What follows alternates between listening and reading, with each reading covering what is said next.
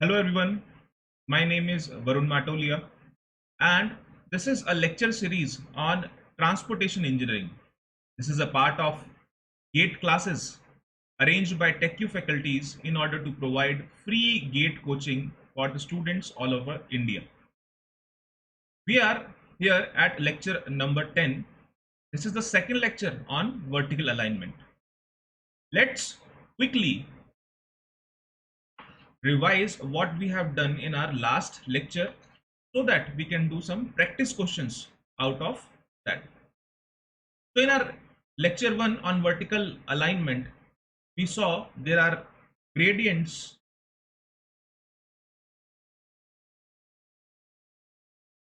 Vertical alignment is made up of gradients. There may be a downward gradient, there may be an upward gradient, and the combination of gradient will give us curves. Gradients, we saw there are four types of gradient which we can discuss. One was ruling gradient, the gradient which is required for designing of geometrical features on vertical curve. Ruling gradient is the maximum gradient used for designing purpose. Then we saw another one, limiting gradient, a gradient which is steeper than ruling gradient, and this gradient is required on specific stretches where the increase in cost may occur due to provision of ruling gradient. So in order to keep the project cost in the limits, we provide a limiting gradient. Another one is exceptional gradient. As the name suggests, it is an exception. It is provided in only unavoidable circumstances. On hilly stretches where it is not possible to provide these lesser or less steeper slopes, then we can provide this exceptional gradient, that too in a very limited stretch. Exceptional gradient will be provided only for a stretch of 100 meter or less, and there should be a condition, or there is a condition, that there should be flatter gradients which will sandwich this exceptional gradient. Means in the start of this curve there should be a flatter gradient, and at the end of this gradient, exceptional gradient, there should be a flatter gradient, so that the vehicle can regain its tractive efficiency. Finally, we saw the minimum gradient, the gradient which was required in order to find the drainage path. We saw there are drainage built by the side of the road. The drainage is made up of concrete, CC, that cement concrete, and there may be a earthen drainage. So in order to provide the drain of the water which is coming because of camber on the side drains, a minimum slope or minimum gradient of 1 by 500 for CC and 1 by 200 for your earthen drains are provided. You have seen the values of limiting and exceptional gradient for plain, mountainous, and terrain for different conditions. This is for steep. For different conditions, you can remember these value as 3.3%. All the values are in percent. I'm writing just for a revision. 5, 6, 5, 6, 7, and then 6.778. So these are the values. You can remember these values. Then we saw summit curve.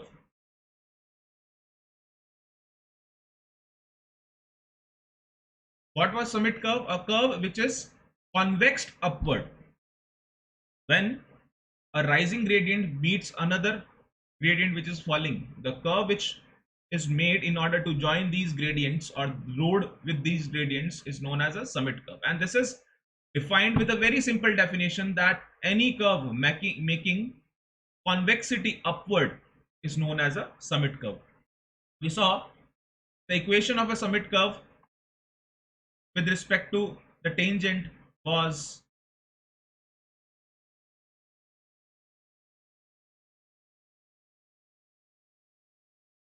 if we see the equation of your summit curve with respect to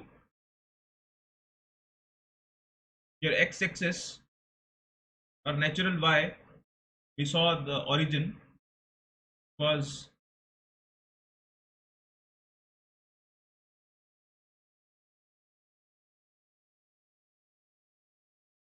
then we saw the radius of curvature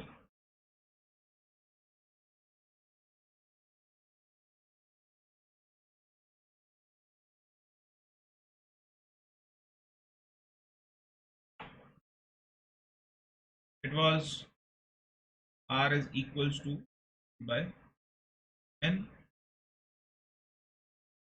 Then if we need to find out the highest point on that curve, distance of summit from origin,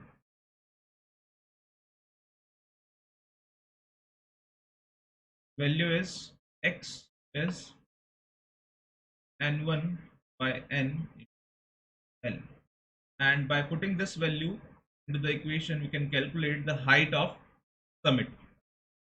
Then we saw very important length of summit curves. We saw the length of summit curves depend on the side distances, because while we are moving on a curve, the side distance is the most critical criteria, and that should be used for designing a or providing a length of a summit curve. So if we consider length of curve more than a side distance,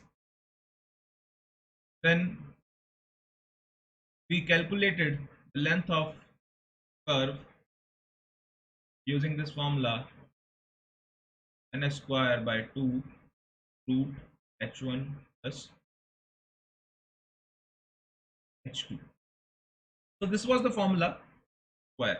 So this was the formula which we used for calculating the length of summit curve if the length of curve is more than your side distance. For SSD, if your side distance you are calculating for SSD, h1 will be 1.2 meters and h2 will be 0.15 meters, because we are looking at a object. For OSD and ISD, the height will be of that of driver's eye, both the heights. So you can calculate the formulas for SSD.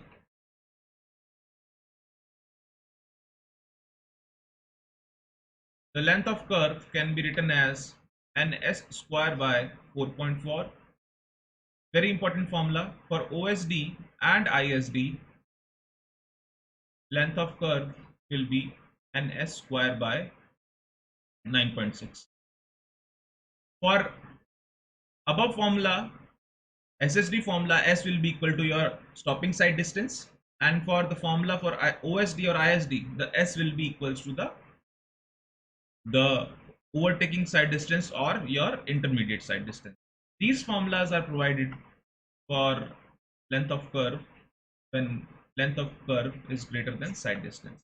If you have a condition that length of curve is less than your side distance, the formula changes itself to length of curve as 2s minus whatever was left turned. There is a complete derivation for this also, but you need not to go into the derivation. This is the formula. For SSD, you can change this formula to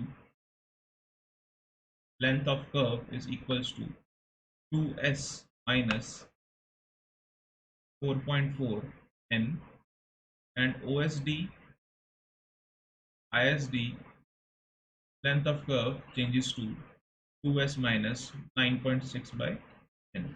So this is how you can calculate the value of SSD, value of length of curve based on SSD and OSD. Let us do some questions. Question 1 is, you are provided with the rising gradient n1% as 3%, and N2 as -5%. You are provided with the velocity value v is equals to 80 km/h. You are asked to calculate SSD based length of curve, and you are asked to calculate length of curve based on SSD. So first, you should see what formula will be used. Let us assume, let's first calculate the value of SSD. For solution, let's calculate the value of SSD first. So SSD can be written as the value is given in kilometer per hour, we'll use the direct formula to change the values in kilometer per hour. This is T plus 0.278 V whole square divided by 2GF. You know all the values, you can put and calculate. 0.278 multiply value of V is 80, value of T, the reaction time for stopping side distance, it is 2.5 seconds. Then you can put the values. Second part,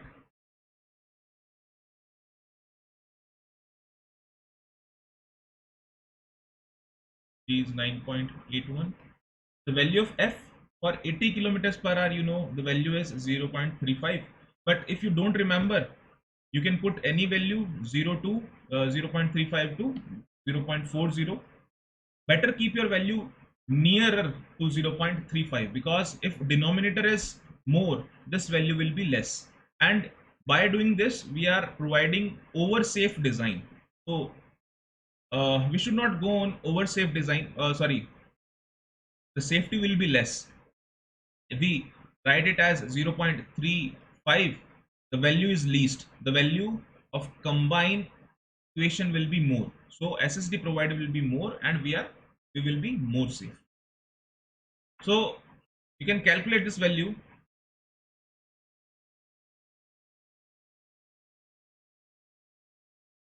This is coming out to be 55.6 meters plus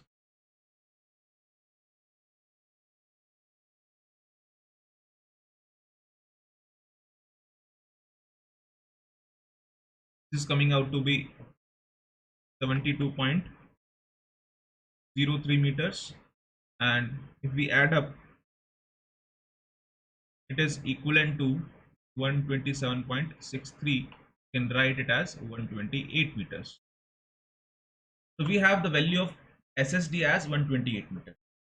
Let's put this value in the formula for length of curve. Let's assume length of curve is more than your sight distance. This is your assumption. So length of curve formula for SSD is ns square by 4.4. The value of n is n1 minus n2. So what is n1? 3% minus 5%. Value comes out to be 8%, or we can write it as 8 by 100. So put all the values. 8 by 100 multiply 128 whole square divided by 4.4. Let's calculate it.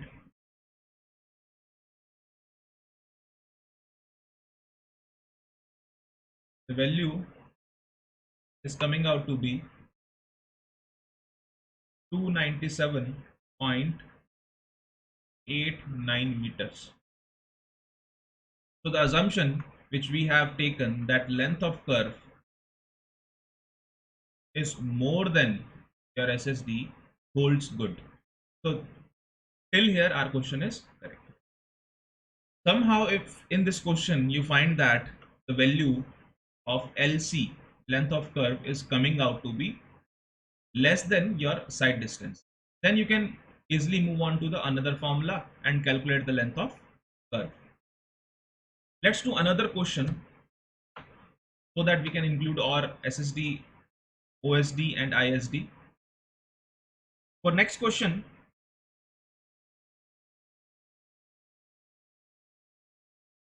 your N1 given to you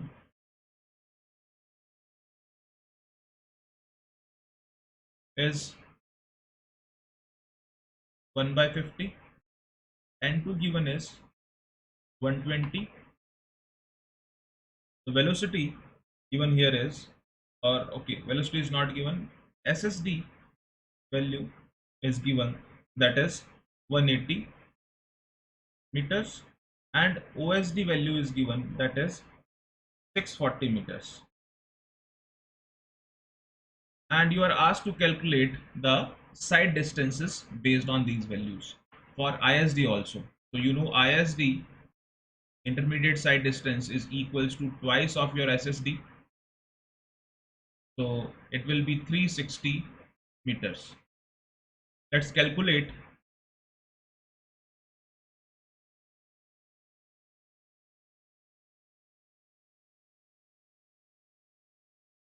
Let's assumption, because till the time we don't know the values of length of curve, we cannot say the length of curve will be less than or more than. If it comes out to be more than, it is good, but if it is less than whatever the values of side distances are given, then we have to again calculate. The length of curve is more than your side distances. Let's calculate first for SSD. Length of curve is equals to ns square by 4.4. The value of n, let's write it here, n is equals to 1 by 50. This is a falling gradient, minus 1 by 120. To calculate this, let's make the denominator as 600. This will be plus, here it is,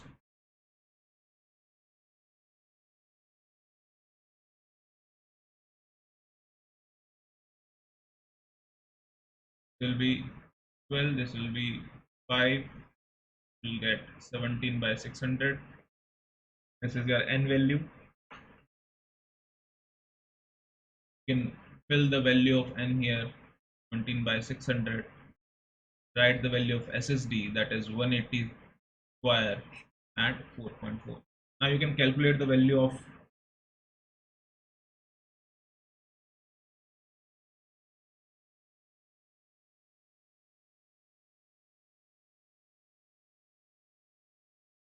value which we get here is 208.63 meters. So assumption, as per assumption, my length of curve is more than my side distance. Second, we'll calculate for OSD.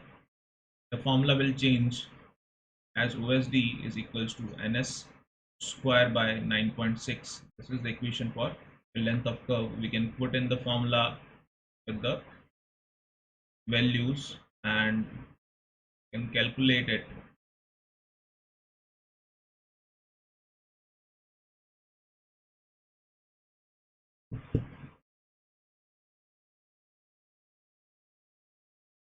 You keep on calculating,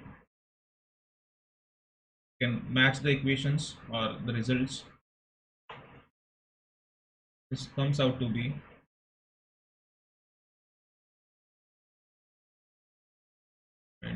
88 meters. Their assumption again holds good because the length of curve is more than your OSD. Finally, we'll calculate it for ISD. Length of curve is equals to the formula which is used for OSD, because for ISD and OSD the height of H1 or H2 is same.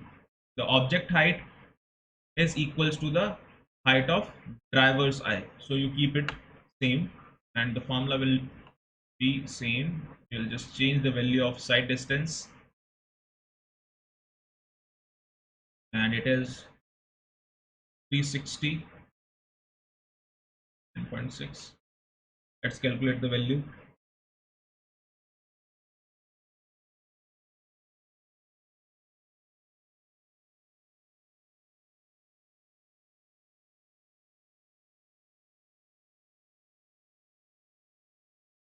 Okay, the value is coming out to be 380 382.5 meters. So here also for all the three values our length of curve is more than sight distance. So we can take the maximum value as the value of curve in order to accommodate all the sight distances into the consideration. So this is my length of curve and we'll use this value to design for OSD. Let's move on to the next topic, that is valley curve. Valley curve. As per the definition of summit curve was a curve which is having a convexity upward. So valley curve is opposite of summit curve. Valley curve is a curve having convexity downward. A curve which is made by kind of falling gradient meeting with the rising gradient, and to join these gradients a curve is formed and this curve is known as your valley curve. Valley curve have some conditions. See what conditions will give us a valley curve. Conditions for valley curve.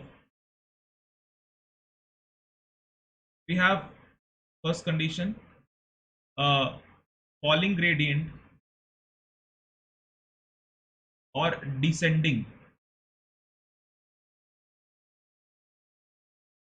gradient,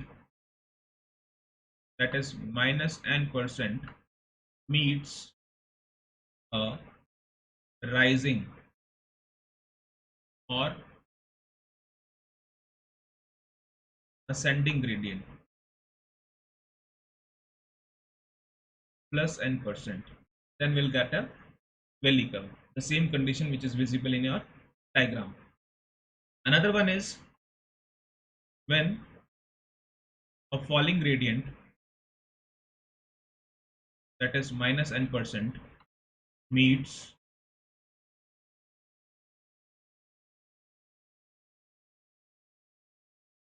flat surface, that is n equals to 0. Whenever there is a falling gradient and a flat surface, the curve which will join these two will be a valley curve because the convexity is downward. Third condition may be when a falling gradient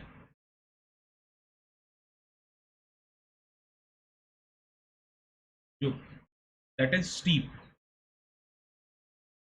gradient meets another falling gradient that is comparatively flatter, minus n flatter. So the condition will be somewhat same. The difference that both the curves will be. This will give you a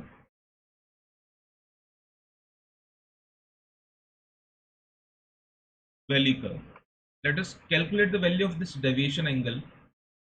For first, it is minus n% plus n. So the deviation angle will be minus n1 minus plus n2 will be minus n1 minus n2. So deviation angle value will be represented in the form of a mod because it is deviation. It is not positive negative. It is this much value which is deviated from the path. So it will be always represented in positive. Then for this kind of gradient, you definitely say the n value is equals to the falling gradient itself, because there is no other gradient. It will be equals to minus n, or you can call it as n. For this gradient, the deviation angle will be equals to n will be equals to minus n1 minus n2, because both the curves are falling curves or descending curves. So this value will give you this type of result. If it is negative, quote this value while putting the formulas, or saying the deviation angle. You cannot say it as minus. You will say the deviation is this much, or this angle of deviation. So final, we can have a rising gradient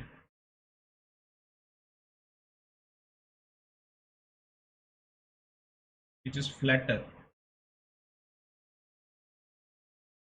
Let's call it plus n% meets with the another rising gradient which is comparatively steep.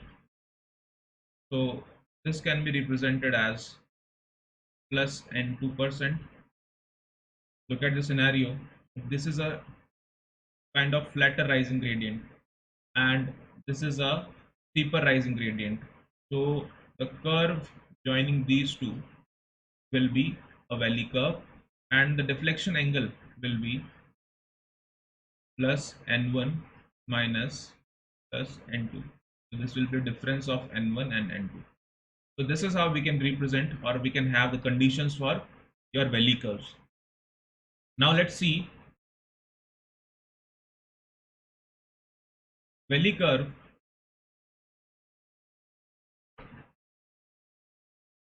curves are designed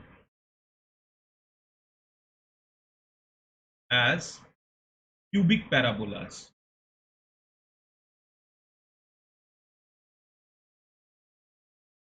Valley curves are designed as cubic parabolas. The equation of cubic parabolas are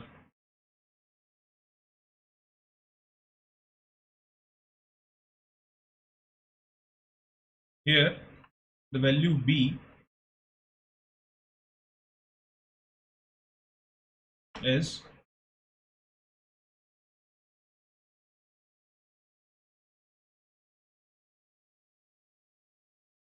so this is your value of b. You need not to remember these values. Just for your information, the value of b is this. Now look at the design consideration of your valley curve. Whenever you are standing on a valley curve, remember while designing the summit curve, what we thought, there was two problems which we were considering. One was centrifugal force, but ultimately because of summit curve, the weight component itself balances the centrifugal force. While considering the valley curve, the second problem in summit curve was your problem of side distance. So let us keep our consideration with the same problem, that is comfort because of the centrifugal force and the side distance for valley curve also. When we talk about valley curve is a kind of U curve. So whenever I am moving on this curve, I'll feel that the centrifugal force will be acting outside or outer side of the curve, and same time my weight component is also acting in the same direction. My weight component W is also acting in the same direction. So this may cause a discomfort. So in order to have a very comfortable ride, provide a comfortable ride for the passengers, we should consider this problem, and we should design first to keep check on centrifugal acceleration or rate of change of centrifugal acceleration. So first design criteria will be rate of change of centrifugal acceleration. We have already discussed this in transition curve. So taking up the same discussion from transition curve, we can say that we can design the length of the complete length of valley curve as two transition curves. A transition curve which is coming in and then going out. So we can use the calculations from transition curve and we can say that a valley curve length of valley curve can be twice of, or it can be said that it is made up of,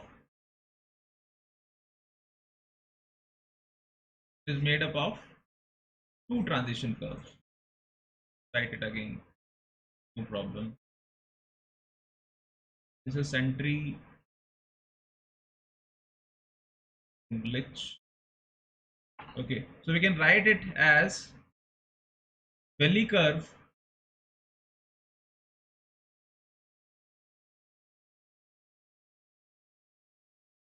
is made up of two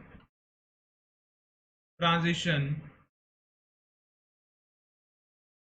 curves. Don't mind this glitch. The length of transition curve was based on the centrifugal acceleration. Centrifugal acceleration was change in centrifugal, or the change in centrifugal acceleration. The C is rate of change of centrifugal acceleration. So centrifugal acceleration can be written as v square by r finally minus v square by r initially divided by the total time taken between these two transitions. So from here we can say that the initial rate of, or initial centrifugal acceleration at initial, we don't have any radius, or the radius is infinite because we are moving on a straight curve. So for infinite radius, this initial value will be equal to 0. So we have centrifugal acceleration as, and the time t can be written as the length of curve divided by the velocity with which we are moving on this curve. So the c can be written as p cube by lc upon r, and the length of curve from here can be calculated as p cube by cr. The value of c here can be taken as 0.6. I am not writing the unit here. Please tell me in the comment box what is the unit of the value c, a rate of change of centrifugal acceleration. This formula was for single transition curve. Now what I want to do, I don't have any radius of this cubic parabola, so I can change the value of r with this term. Oh, I'm sorry. uh, R value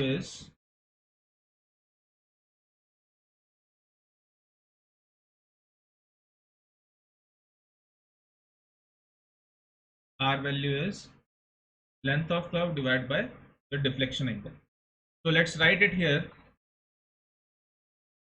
R value is length of curve divided by your deflection angle, that is n. So we can place it in the earlier equation. Length of curve is equals to v cube by c upon lc by n. So from here we can calculate the value of lc is equals to n p cube by c, as here is one L, it will go at this side and it will be square. and this equation can be changed into LC is equals to under root of NV cube by C. Remember this value, but this is half of the length of your valley curve because this is single transition curve length. So to find length of valley curve, is equals to twice of this length, that is equals to 2 times under root n v cube by c. Sorry. So you should remember this formula. This is one way to calculate the length of curve. This is a very important formula to remember.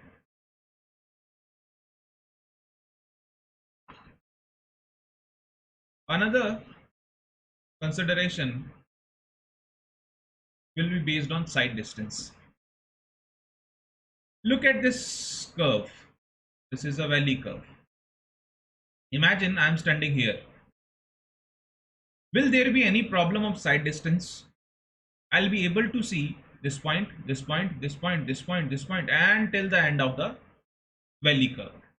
Can you imagine standing on a valley curve and not seeing the valley curve completely? It is not possible. Imagine you are standing on the cliff. You can see everything which is beneath that cliff. So what is the problem? The problem is when we are imagining whole of this thing, we are just imagining it in daytime. Whenever we talk about night, our headlight distance is the only distance which is visible to us. So what if I am standing here, the headlight will be able to show me a very large distance? You are absolutely right. What we are considering here for design purposes, headlight side distance at the lowermost point. So second consideration for design is headlight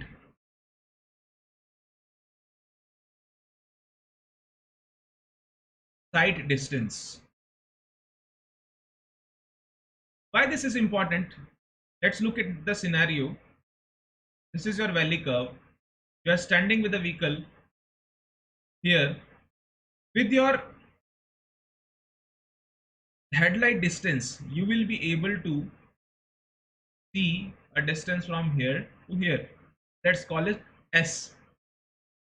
This side distance should be equal to your SSD, your stopping side distance. That's why we need this distance to be, or we need to design our length of some valley curve according to this distance. Sir, we can use high beams. Yes. What are low beams and high beams? Whenever we are traveling on road, our vehicle has a this kind of arrangement that we can keep the beam of light at lower and we can keep the beam of light at higher level.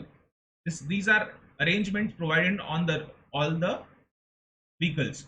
So with that high distance or headlight angle, the angle from the initial position, let us say that is alpha, and we will be able to see a distance farther. Let's call this distance as h. The distance extra which we can see is S10 alpha. This h is the height of your headlight. Okay, and S10 alpha is the additional distance which you will be able to see with the help of the high beam headlight. So using the equation,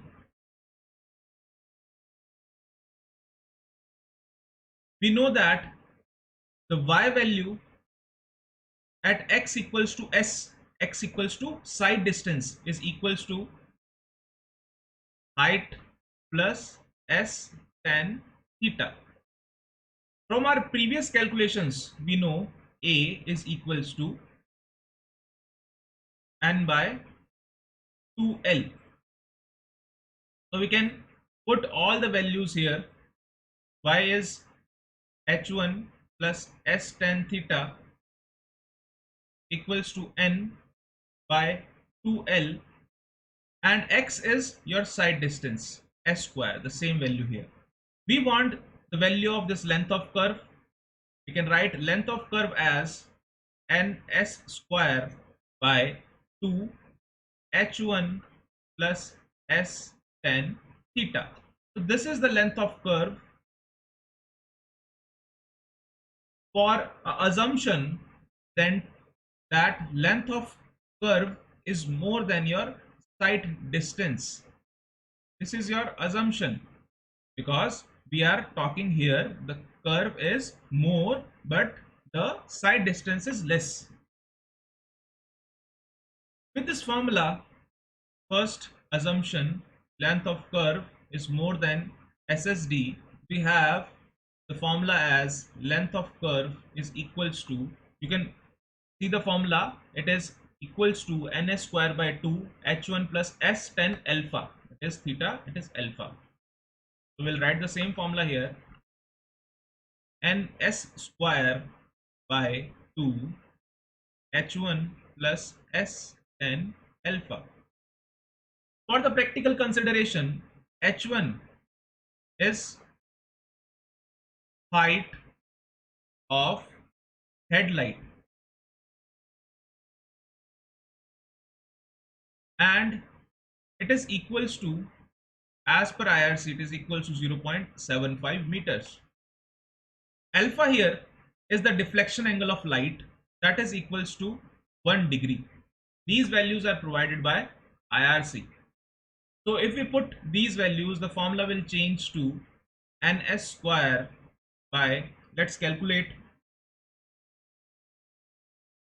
and write it,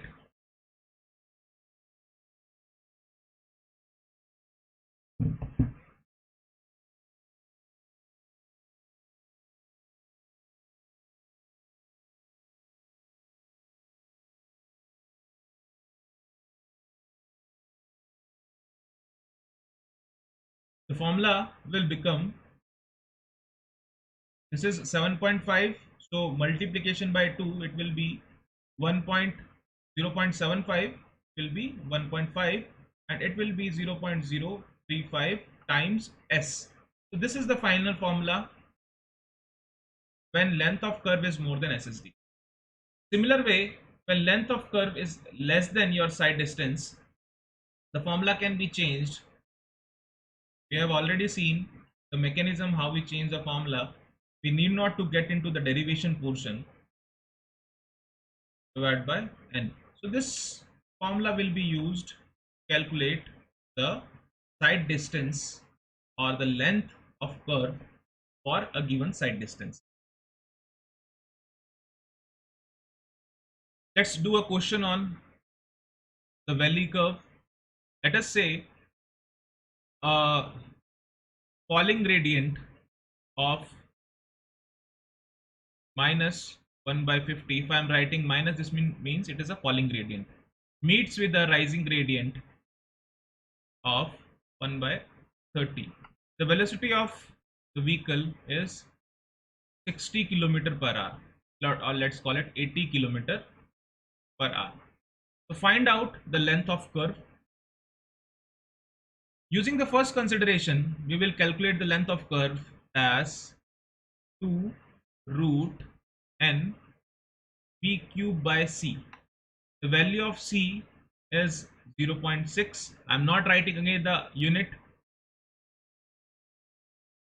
Okay, I think you all have written the unit in the comment box, so I can write it as meter per second square. Look, this is second cube.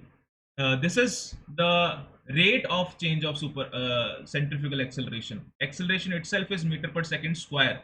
So if we divide it with that time, it will be meter per second cube. So let us convert the value of v into,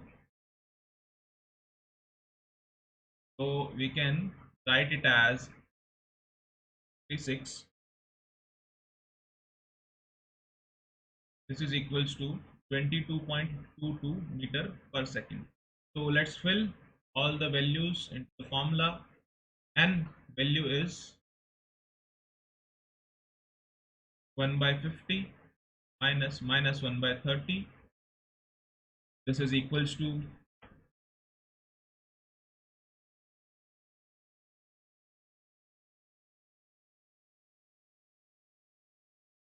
8 by 150.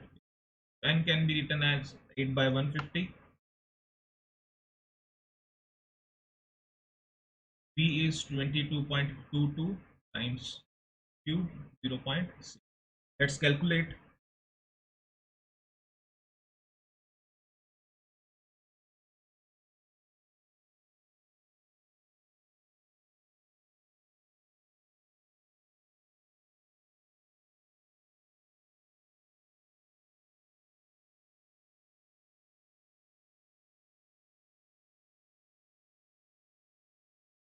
The length of curve comes out to be 62.46 meters. With the second consideration, the length of curve should be calculated based on the headlight side distance. Let us say length of curve is more than your side distance, SSD. We'll calculate the side distance. From the previous question, we can use the value of side distance. Okay, for 80 kilometers per hour, our side distance was 128 meters. Let's write 128 meters. You can calculate it later on. SSD is equals to 128 meters. Let's put this in the formula. Length of curve is equals to n s square by 2 under root, or you can write it directly, write this form directly. This is 1.5 plus 0.035 times s. So let's fill the values. N is 8 by 150, s is 128 square, value is 1.5 plus 0.035 times 128. So let's calculate.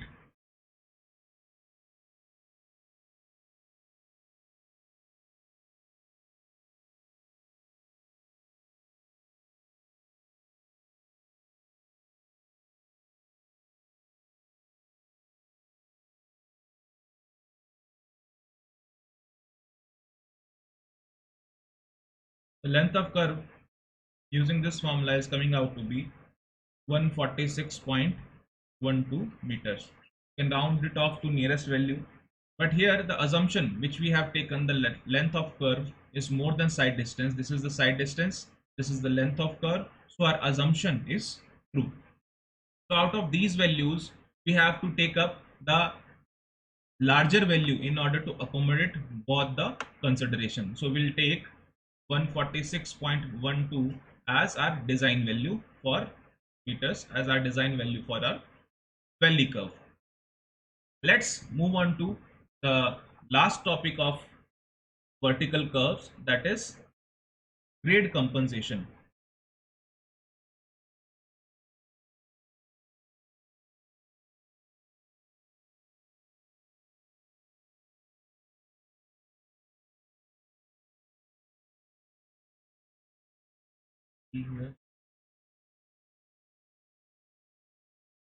Grade compensation. Whenever there is a horizontal curve on a vertical curve, we are moving on a vertical curve, there will be loss of tractive effort. Tractive effort is the effort generated by the vehicle in order to move the vehicle into the direction, in longitudinal direction. But whenever we are moving on a curve, a vertical curve, there will be a change in or loss of tractive effort. Similarly, we have already seen that while we are moving on a horizontal curve, there too there is a loss of tractive effort. So wherever there is a provision of higher vertical curves for gradient,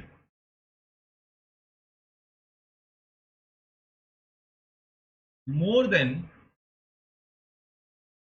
4%, more than 4% for the gradient more than 4%, this grade compensation should be applicable. For the higher gradient, if we are having loss of tractive effort in both the cases, then why should we apply the tractive effort loss, or why should we have the loss of tractive effort in both the cases? Let's compensate it by reducing the value of your gradient. So how do we refuse grade compensation? Value can be 30 plus r by r. This value will be in percentage, or 75 r by r. Whichever is maximum is taken for grade compensation. Not maximum. This is the limiting value, so it will be minimum. Minimum of both. If this is higher than 75 by r, then 75 by r will be taken. Maximum value can be 75 by r, but if the value of 30 plus r by r percent is less, then we'll take this value as grade compensation. So compensated grade will be initial gradient minus grade compensation. So you may find a 1 mark question out of the grade compensation formula.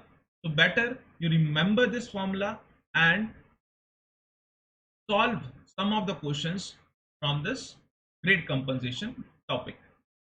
So that's all for now. This topic finishes your geometrical design portion. From the next topic, we'll start with, or from the next lecture, we'll start with the topic of traffic engineering. Thank you so much. Let's meet in the next class.